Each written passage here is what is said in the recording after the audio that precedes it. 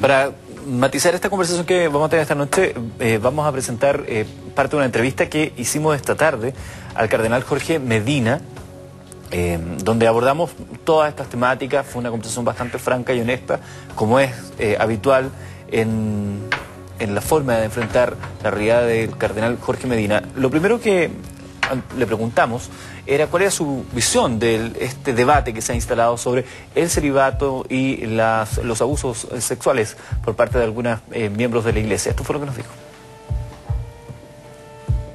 El debate hoy en día está en torno al celibato como posible causa de los abusos que han cometido algunos miembros de la Iglesia Católica. ¿Podría existir alguna relación de acuerdo a sus conocimientos? No creo yo que ese sea el motivo determinante, porque ha habido abusos cometidos por personas que eran casadas.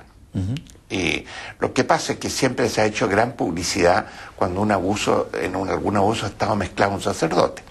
Pero no se ha dado tanta publicidad ni se han esgrimido tantas estadísticas de abusos hechos por gente seglar. ¿Por qué cree usted que llaman tanto la atención los abusos cometidos por sacerdotes versus los abusos que comete el resto de la población? Yo diría por dos motivos. Un motivo es porque se supone que un sacerdote es una persona muy íntegra. Entonces, si falla una persona muy íntegra, bueno, es lo mismo que sucede si usted comprueba un abuso muy grave en un hospital. Naturalmente que el médico, que se supone que es una persona muy correcta, una persona de una vida muy satisfactoria, queda mal, ¿verdad? Así que yo creo que la idea que la gente tiene del sacerdote como una persona de muy alta categoría moral, eso se estremece cuando hay una falla. El otro día salió una información de que había habido un robo importante en el Banco Central. Bueno, uno supone que la gente que trabaja en el Banco Central es gente muy honrada, ¿no es cierto? Claro. Pero de repente, como el diablo está presente en todas partes y trabaja en todas partes, de repente hay uno que se tienta en el momento de destruir los billetes que hay que sacar de circulación. ¿Y qué pasa cuando se quiebra esta integridad o esta observancia que debe tener el sacerdote? Casos como por ejemplo el del sacerdote de Caradima, que su feligreses lo consideraban un santo y de pronto se rompe esto y se termina descubriendo otra realidad. Ciertamente que es un hecho muy lamentable, no debiera suceder. Ahora, si una cosa así sucede, hay dos vertientes. Una vertiente, la vertiente personal de un sacerdote, como la de cualquier cristiano que comete un acto negativo, un acto reprobable. Lo primero que debe hacer la persona es arrepentirse. Dios nos pide la conversión de nuestros pecados, ¿verdad? Y que reconozcamos que hemos hecho una cosa que no está bien y pidamos perdón a Dios y tratemos de, en lo posible, de reparar el daño que uno ha hecho.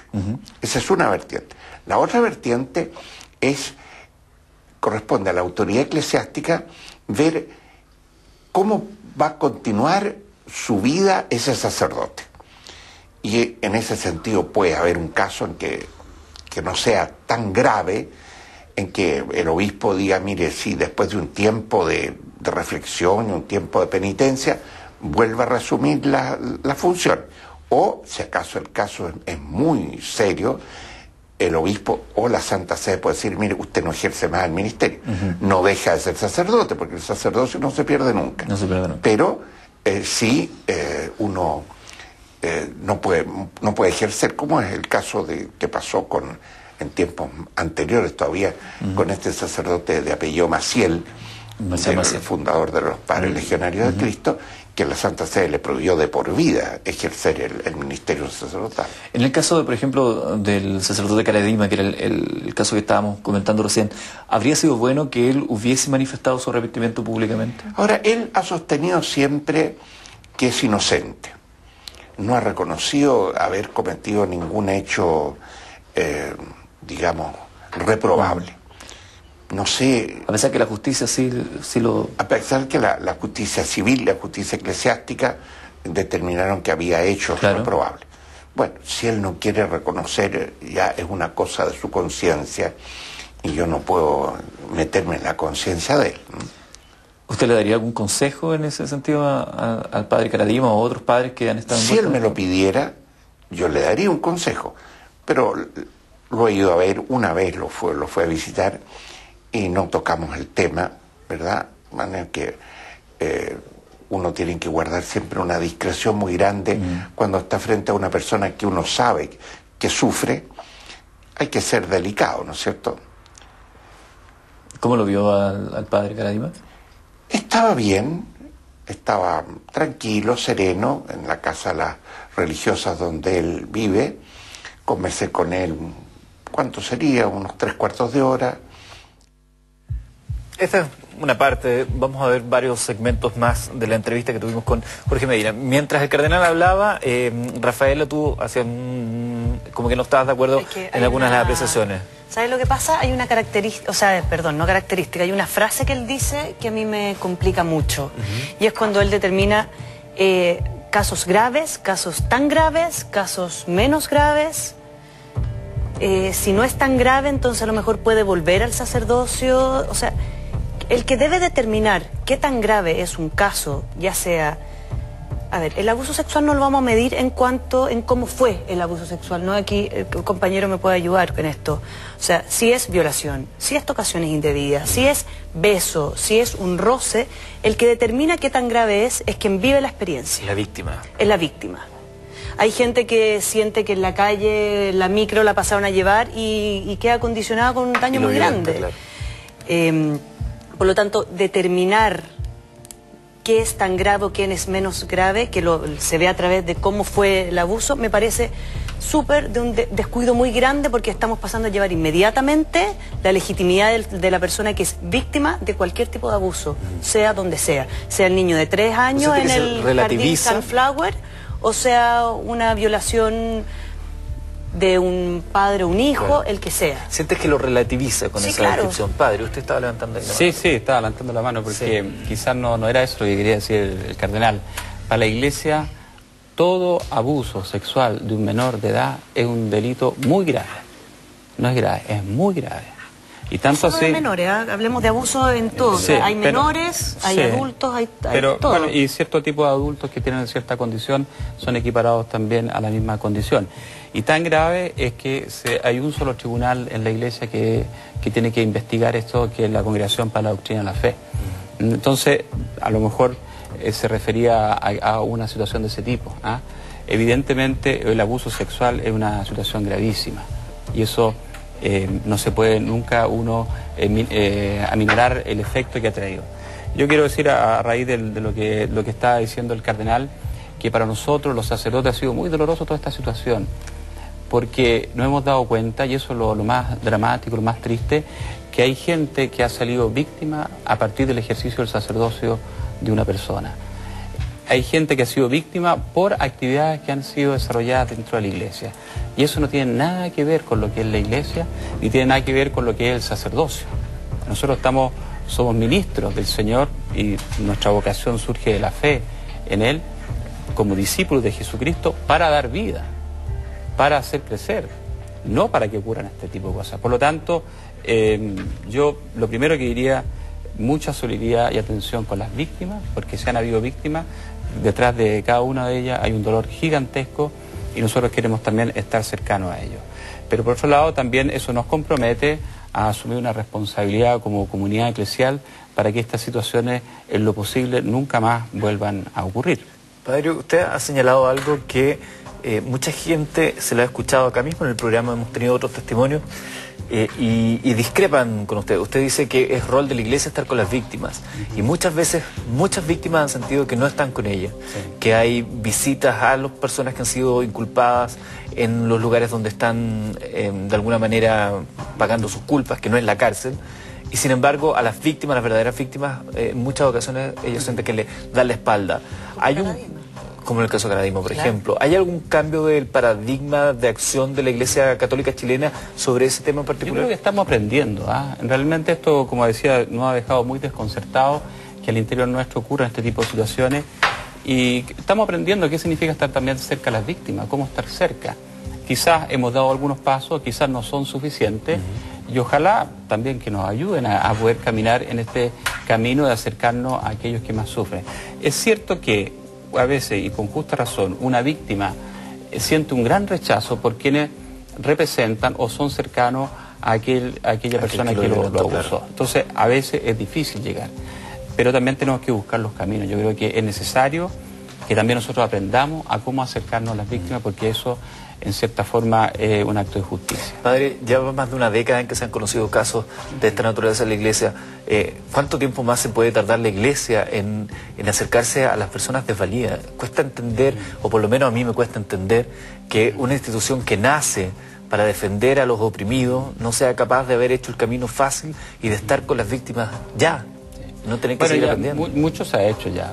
Por ejemplo, el Santo Padre, en todos los lugares que ha visitado, donde efectivamente hay víctimas o grupos relevantes de víctimas, se ha juntado varias veces con ellos. A mí me tocó visitar en Estados Unidos varios lugares donde hay centros de atención a víctimas, no solo víctimas de clérigos, sino todo tipo de víctimas de abusos sexuales, que son muchas en la sociedad. En Chile son muchísimas. Se está destapando este problema ahora. Digamos, hay un itinerario que se ha realizado y creo que hay mucho que se ha progresado. Quizás tenemos que seguir avanzando más. Yo soy el primero en reconocerlo. Estamos aprendiendo. Entonces, toda ayuda que se nos pueda prestar, yo creo que es bien recibido en eso. Marco Antonio, desde tu conocimiento de estas materias, ¿cuál crees tú que es la mejor forma de acercarse? A ver, yo... la verdad es que me agrede escuchar las palabras del cardenal Jorge Medina, y no es primera vez que me siento agredido. Él dice, por ejemplo, al final de la entrevista que él visitó al padre Caradima. Yo le preguntaría al cardenal si él visitó, por ejemplo, a las víctimas. Se lo pregunté y no fue. Ya, y no fue. Lo que sí sé respecto a la opinión que él tiene de las víctimas, en una entrevista que todos pudimos escuchar y observar, es que un chico de 16, 17 años ya sabe lo que hace. Esa fue la defensa que él hizo respecto al caso Caradima. Me parece brutal, por utilizar un término adecuado, digamos, ¿ya? Él además atribuye, recordemos que Juan Pablo II, ¿ya? Declaró a todos los católicos que el infierno no existe. Sin embargo, este señor, en pantalla, atribuye al diablo, ¿verdad?, los abusos sexuales cometidos a niños y niñas en nuestro país y en el mundo. Y con todo el respeto que me merece padre, ¿hasta cuándo vamos a seguir esperando o cuántas más víctimas para que la Iglesia deje de ser reactiva y pase a tomar un rol mucho más proactivo? ¿Por qué lo digo? Recordemos que una cantante, Sinead O'Connor, ¿verdad?, irlandesa, entiendo, que ella en un acto justamente de protesta en la década de los 80 a propósito de los abusos brutales, especialmente en Estados Unidos, de niños y niñas cometidos por sacerdotes, ella en un acto, ¿verdad?, de dolor profundo y solidaridad hacia esas víctimas, rompe la imagen del Papa Juan Pablo II, atribuyendo, recordemos que el actual Papa era quien estaba atrás del padre y el Juan Pablo II, digamos, el Papa anterior, y rompe esta imagen como un acto de protesta y llamar la atención de todos nosotros y de los padres, los sacerdotes de la Iglesia Católica, para prestar ayuda a esos niños y niñas que estaban siendo abusados. Nadie entendió aquello, ¿ya? Y finalmente terminó con su carrera prácticamente destruida. Entonces, le pregunto, padre, con todo el respeto que me merece, ¿cuánto tiempo más tenemos que seguir esperando, ¿ya?, para poder ocuparnos y no solo visitar, como usted lo hizo, ¿verdad?, en Estados Unidos, a las víctimas, sino que evitar justamente que existan más víctimas? Sí, aquí, perdona que la pregunta me la formuló a mí. Sí. Yo creo que es muy interesante lo que tú dices, ¿eh? La Iglesia ha hecho varios pasos al respecto.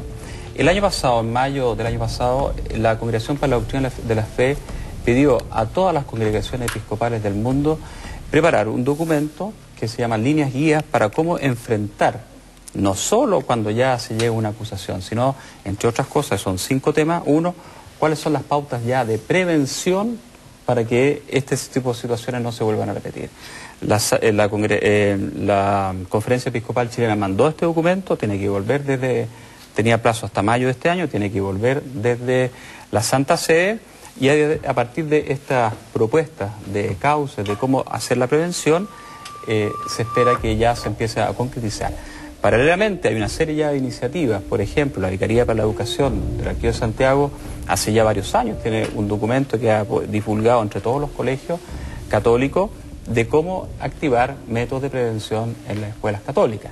Próximamente, en 1 o 2 semanas más, van a plantear y lanzar ante un grupo grande de colegios católicos y no católicos una nueva edición de ese manual de prevención. De manera que yo creo que estamos trabajando, todavía nos falta todavía implementar formas de prevención, implementar ambientes sanos y seguros para niños y para jóvenes, de manera que este tipo de situaciones no se vuelvan a repetir. Disculpa, súper breve. ¿Cómo se condice lo que tú planteas, que me parece extraordinariamente positivo, ¿verdad?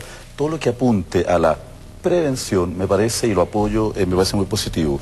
Pero la pregunta es, ¿cómo se condice aquello que planteas con las palabras del actual Papa, ¿verdad?, que antes de asumir, que todos sabemos que además modificó toda la estructura del Vaticano para poder asumir como Papa, por un tema etario, digamos, que a él no le correspondía, que él envió una carta a los obispos en Estados Unidos donde amenazaba a los sacerdotes que denunciaran a sus pares de abusos sexuales con la destitución de la Iglesia. Es decir, dejaban de ser sacerdotes, tiene un nombre técnico, ¿verdad?, aquellos sacerdotes que denunciaban a los sacerdotes que cometían abusos. ¿Por qué digo esto? Eso existe, de hecho en algunos países... ¿Era como considerado como desleal? Claro, la delación significaba la... Bueno, de hecho en algunos países, por ejemplo, el Papa actual, hay una serie de organizaciones de derechos humanos, por ejemplo, que se están ocupando. ¿Usted, padre, perdón, tenía idea, sabía de eso? No creo. ¿Lo escuchó alguna vez? No, nunca lo he escuchado. ¿Nunca lo he escuchado? Nunca. Yo soy sacerdote y nunca me ha llegado una carta diciendo que yo voy a ser echado de la iglesia por denunciar. La carta fue enviada a los sacerdotes de Estados Unidos y lo invito a que investigue sobre el tema. Y tampoco tú dijiste una cosa que modificó la curia para él ser nombrado. Yo trabajaba en la curia en aquel momento y no vi ningún movimiento de modificación de la curia para ser él elegido papa. Me encuentro sorprendente, quizás podía entregar los fundamentos y los antecedentes. Sí, te lo voy a hacer llegar. Disculpa, para terminar. Acá esto reviste mayor gravedad el tema que estamos tratando y que dice relación con sacerdotes abusadores, porque estamos hablando de estupro, concepto que no hemos abordado. Un sujeto, un vecino, ¿verdad?, de una población X o del barrio en Vitacura o donde sea, que abusa de un niño o una niña, es gravísimo, es el peor crimen que un ser humano puede cometer en contra de otro ser humano. Pero en el caso de los sacerdotes, ¿verdad?, es muchísimo más grave, porque estamos frente al mal uso o abuso de una investidura. Es decir, los padres por eso el tema de la discusión esta noche, no es el abuso a menores en general, y niñas, ¿verdad?, al cuidado de estos sacerdotes, porque confiamos en ellos. Totalmente por eso es muchísimo más grave. No, en eso hay un punto de acuerdo, que lo ha señalado el padre. Nosotros preguntamos también al cardenal Medina sobre las pulsiones sexuales. Ya vamos a ir con esa cuña, pero antes me gustaría ir comentando lo que está diciendo la gente a través de nuestra cuenta @mentiraslarred con el hashtag #debatecelibato. Anita María Alcalde dice: el derecho canónico simplemente amonesta a los pederastas, no hay castigo como debiera ser.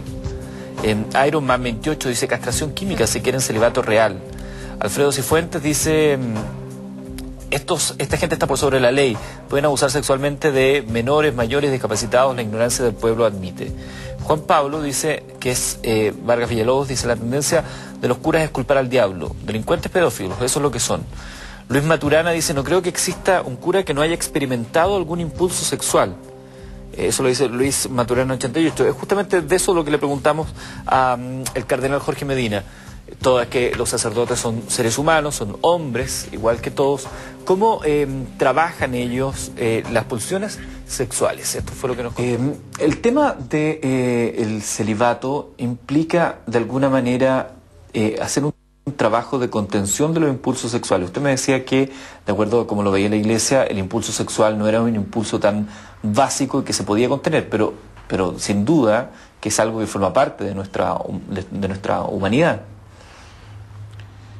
Es decir, como todas las cosas, un ser humano debe aprender a controlar sus impulsos.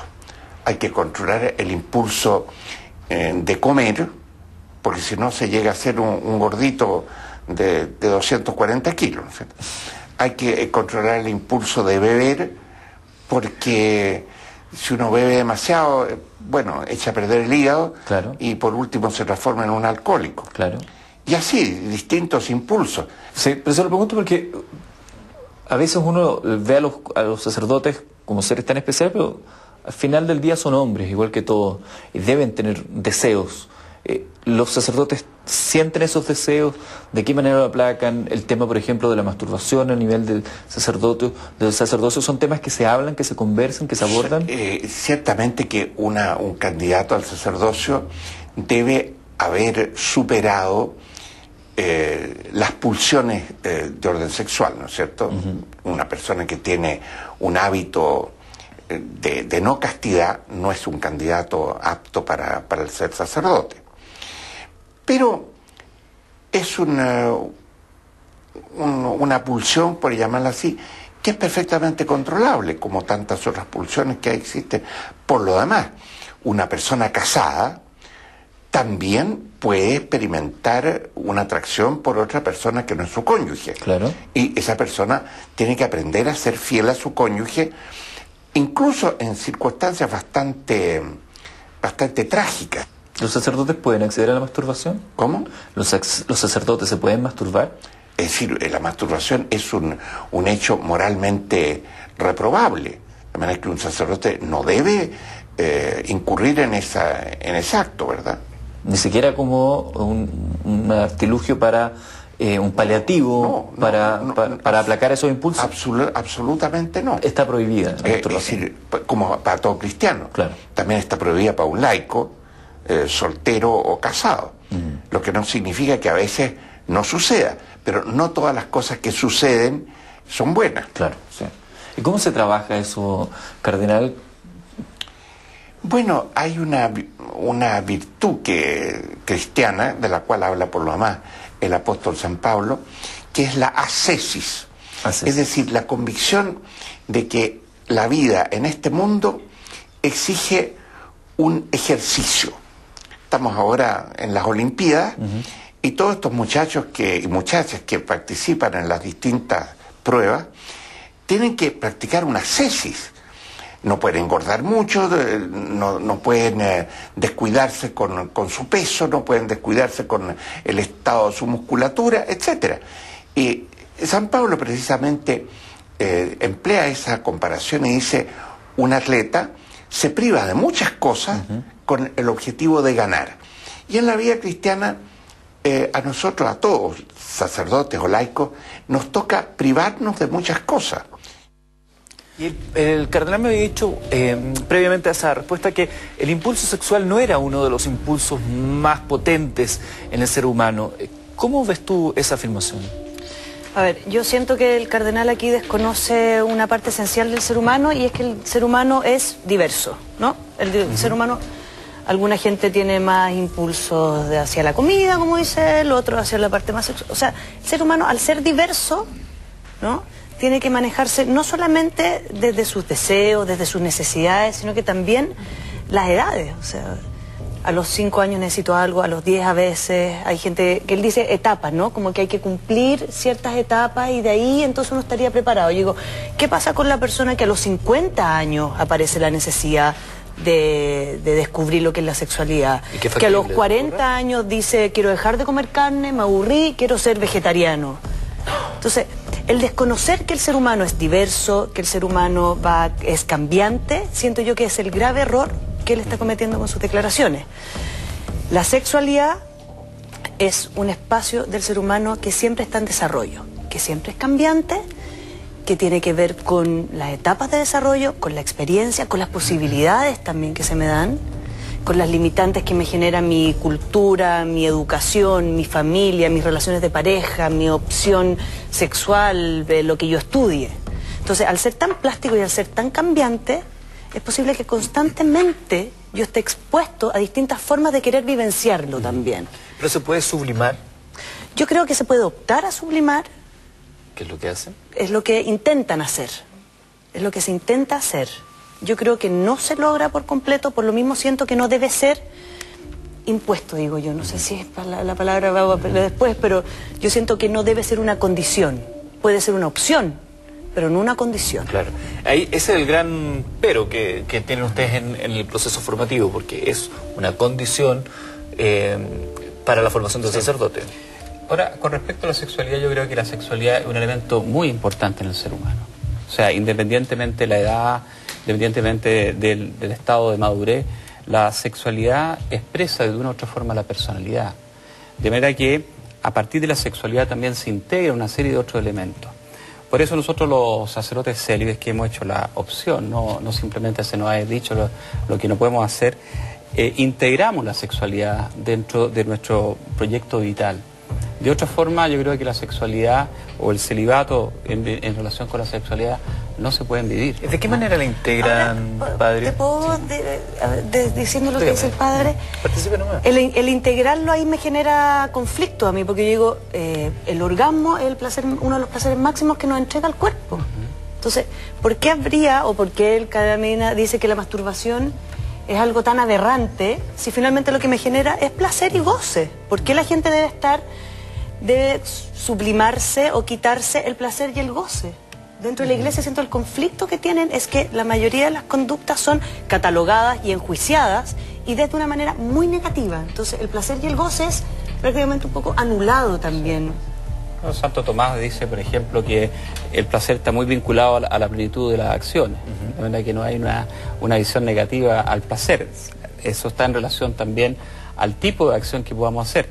Y la sexualidad, lo que sí...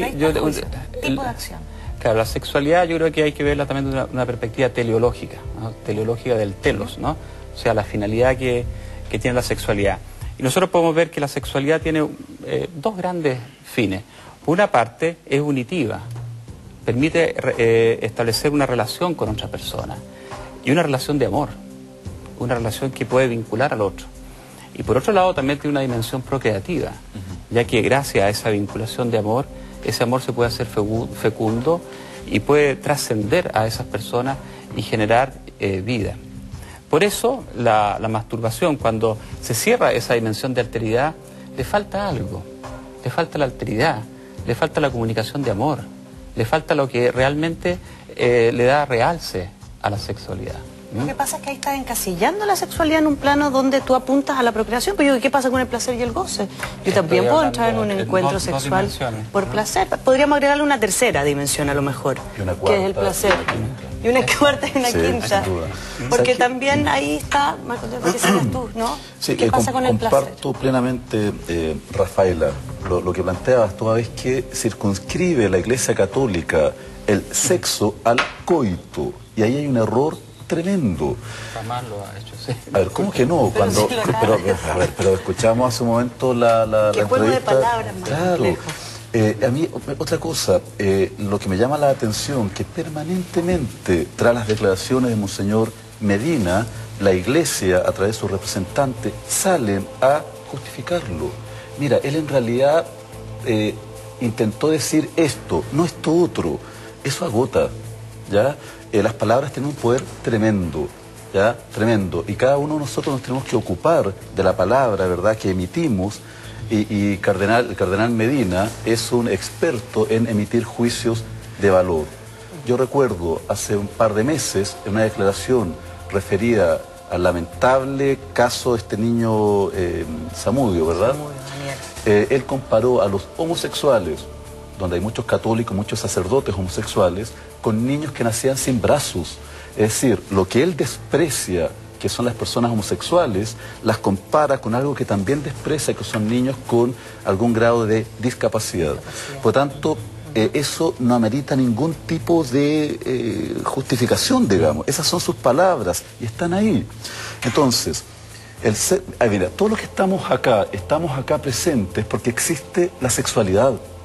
Usted está acá, todos estamos acá porque existe la sexualidad. Entonces, cuando escuchamos a un señor, ¿verdad?, que le da una connotación absolutamente aberrante al sexo, por favor, los sacerdotes, los seminaristas, tienen actividad masturbatoria.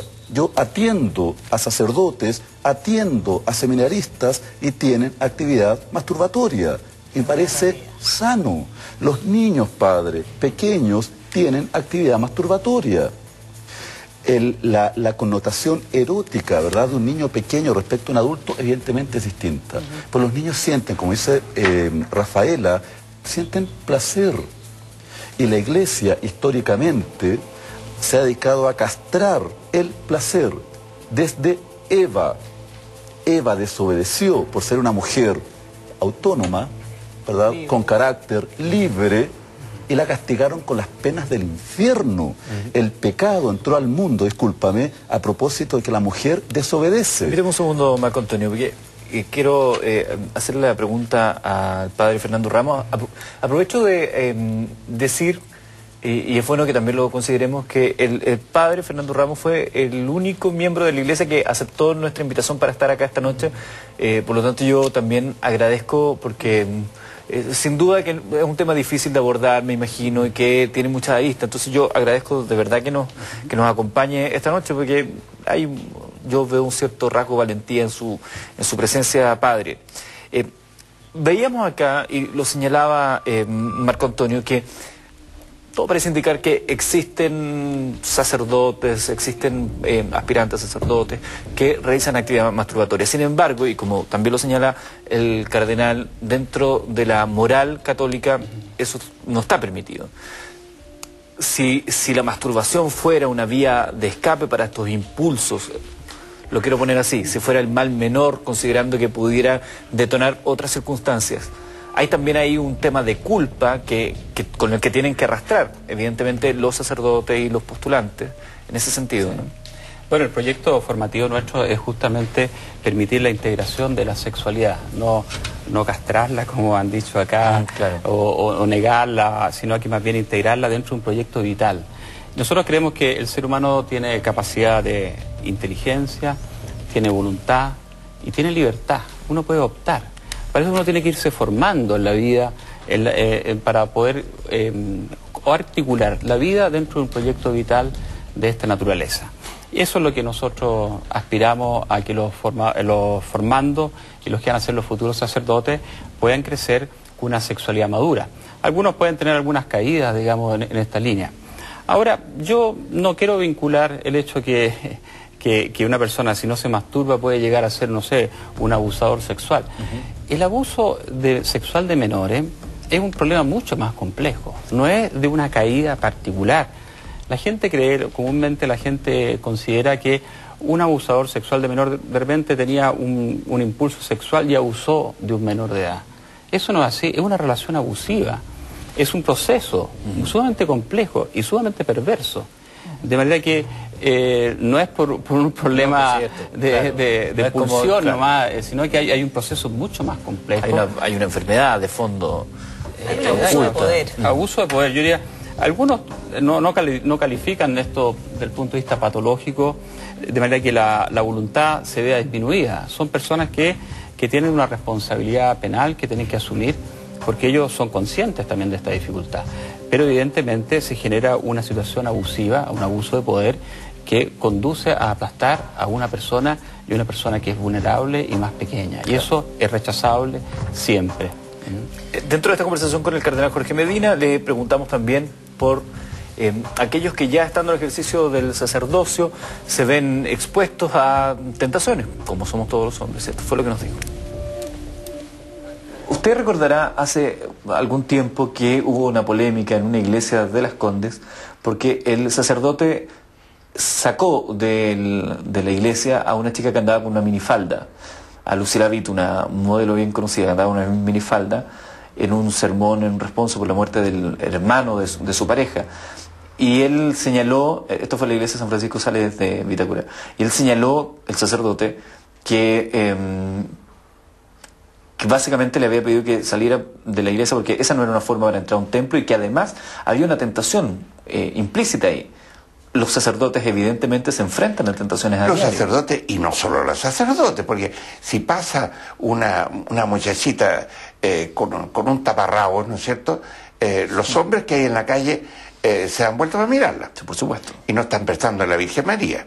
No, por Ya, cierto que no. entonces, Pero a lo que voy yo es que los sacerdotes, con todo este trabajo que deben hacer, esta ascesis... ahora, uno no debiera consentir en un pensamiento chueco, digamos así, ¿verdad?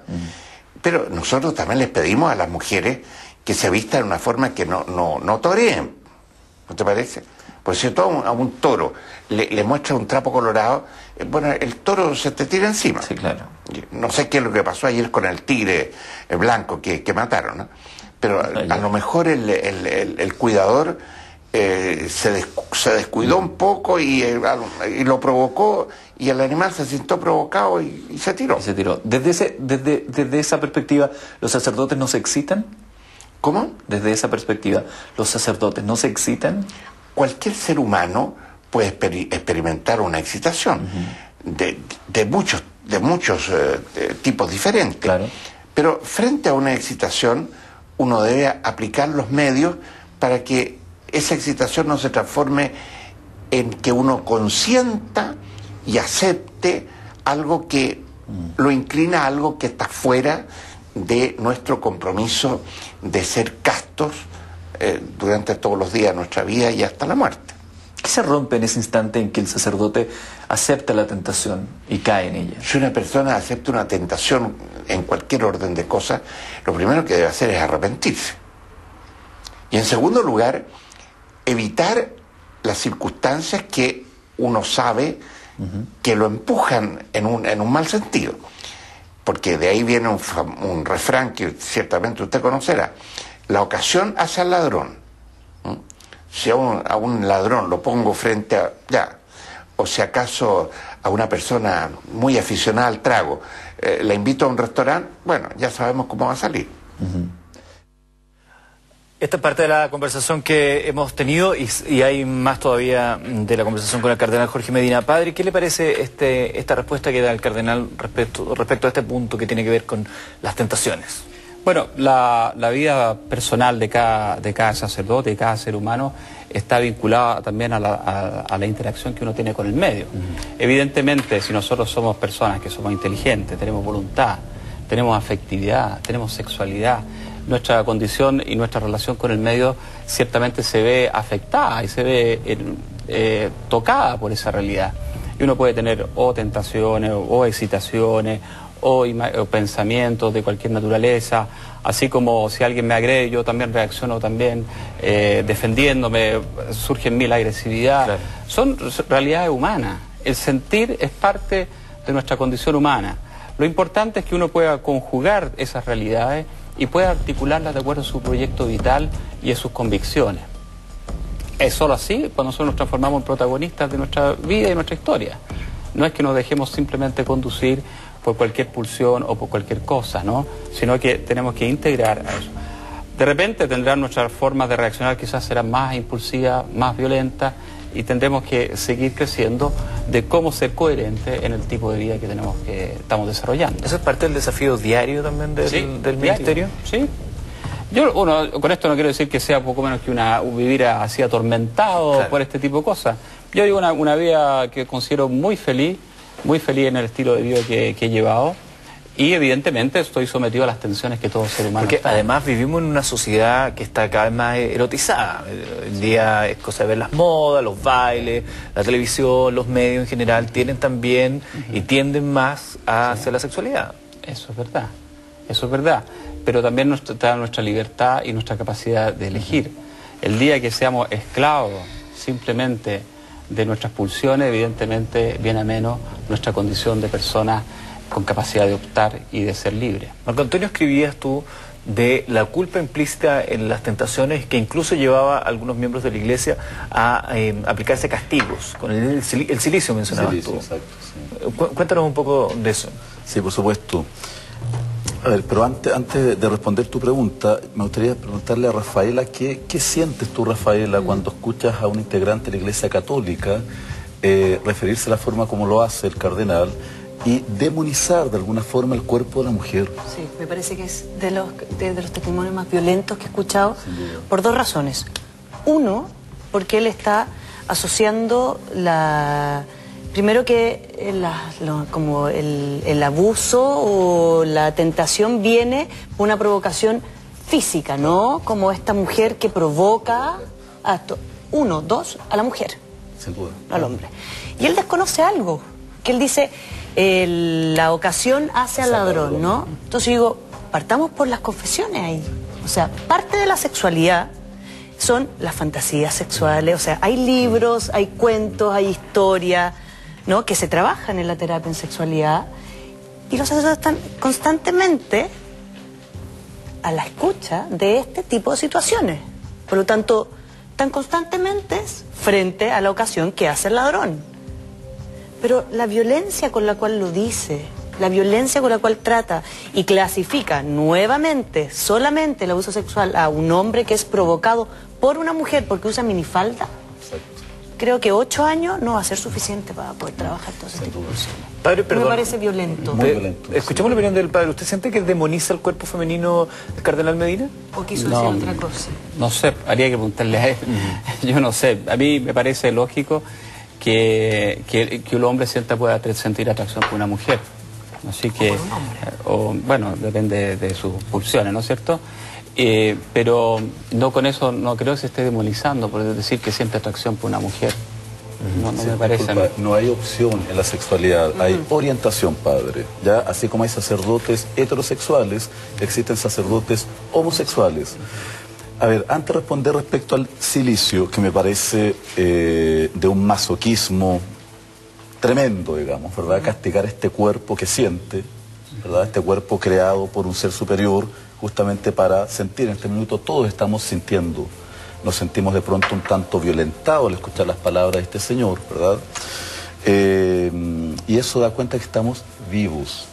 Por lo tanto, el sentir y reprimir, castrar ese sentir a través de un elemento como el cilicio, padre, ¿verdad? Me parece que atenta contra la dignidad de ese ser humano. Cuando digo que el sacerdote Medina sataniza, ¿verdad?, el cuerpo femenino, recordemos, padre, que en Valparaíso él hizo retirar de los kioscos la revista Interview, una revista que surge, una revista que desarrollan los intelectuales en España, una revista muy interesante, y que en su primera portada, después de la caída de Franco, aparece una mujer semidesnuda, como un acto contestatario, ¿verdad? La dictadura terminó. ¿Qué hizo este sacerdote? Consideraba a esa mujer como un engendro del demonio e hizo retirar de los kioscos de Valparaíso Interview. ¿Ya? Yo tuve que conseguir la revista, no en Valparaíso, yo soy de la zona, por eso le digo. Entonces, y esto es histórico, digamos, en la Iglesia Católica. Recordemos que la mujer de Loto, por ejemplo, a propósito de Sodoma y Gomorra, por el hecho de desobedecer a un ángel asexuado, pero con figura masculina, por mirar hacia atrás, desobedeció al hombre, la convierten en sal. Pero la Iglesia en el Nuevo Testamento reivindica a la mujer, esta mujer es obediente, ¿verdad?, que aparece en todo el Antiguo Testamento, a través de la nueva Eva, esta mujer madre y virgen. Por lo tanto, la sexualidad ha sido siempre un tema para la Iglesia Católica, digamos, siempre ha sido un tema. Y eso no lo podemos negar. Escuchamos las palabras de este señor. Ya en ningún minuto, por ejemplo, o sea, por favor, la actividad masturbatoria es parte también del desarrollo psicosexual de los seres humanos. Tiene que ver con el conocimiento que tú tienes de tu propio cuerpo. Solo algo para matizar. No estamos en un debate sobre el cardenal Medina, estamos básicamente para que no perdamos el foco. Que podríamos hacer un programa completo, sin duda, del cardenal Medina o de otros personajes o de alguno de los que estamos acá en la mesa. Pero el debate, me gustaría que lo centremos en el celibato y en esta sensación que se genera en la discusión diaria respecto a si tiene o no algún tipo de relación con los múltiples casos de abusos que se han venido conociendo últimamente.